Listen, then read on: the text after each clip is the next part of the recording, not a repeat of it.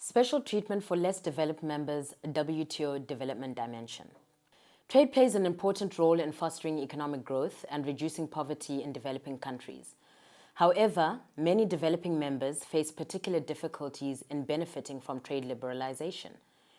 Members have recognized the need for positive efforts designed to ensure that developing countries, and in particular the least developed among them, secure a share in the growth of international trade that is commensurate with the needs of their economic development.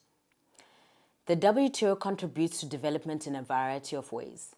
In this section, we will introduce the concept of special and differential treatment, S&D, for developing members and the main provisions and programs that form part of the development dimension of the WTO. Who benefits from S&D in the WTO? In general, all developing members and least developed country members, LDCs, benefit from S&D in the WTO.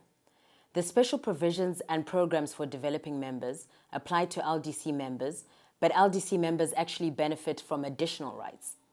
As you saw in Module 1, there is no agreed definition of what a developing country is, because the system is based on what we call a self-selection. That is, members decide for themselves if they are to be considered developing countries. In the case of LDCs, however, the WTO recognizes as such those countries which have been designated by the United Nations Economic and Social Council. Besides developing and LDC members, there are also other groups of members that benefit from special treatment or programs according to their particular situation.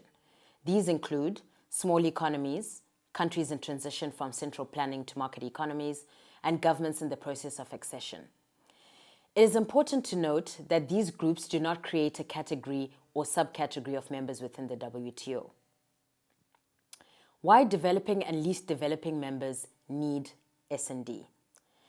The rationale behind the concept of special and differential treatment, as envisaged in the WTO, is that developing countries and LDCs are disadvantaged in their participation in international trade.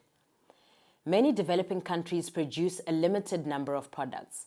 Many of them produce mainly raw materials and primary commodity exports, which are affected by low prices and price volatility. Developing countries are often also face supply-side constraints, which prevent their industries from taking advantage of new trading opportunities, for instance, due to inadequate infrastructure. On the other hand, developing countries are resource constrained. Therefore, they find it harder to adjust to the impact of trade liberalization. They lack transfer mechanisms to compensate the losers. In addition, they lack the institutional and human resources required to manage the cost of implementing certain WTO obligations. It should be noted, however, that constraints of developing countries vary considerably from country to country.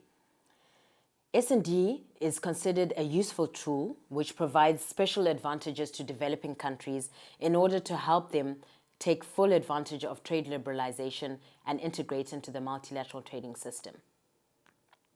How does the WTO provide this special treatment? The WTO contributes to development in a variety of ways. The main WTO provisions, programs, and initiatives in this respect include: first, special and differential treatment in the form of special flexibilities or rights as provided for in the various WTO agreements and decisions. Second, technical assistance and training to help developing countries better understand the WTO rules so they can better exercise their rights of membership and negotiate more effectively with their trading partners. Third, capacity building through other programs, such as, for example, Aid for Trade Initiative and the Enhanced Integrated Framework for LDCs. The Committee on Trade and Development and its subsidiary bodies, including, among others, the Subcommittee on LDCs, are the focal points for consideration and coordination of work related to trade and development in the WTO.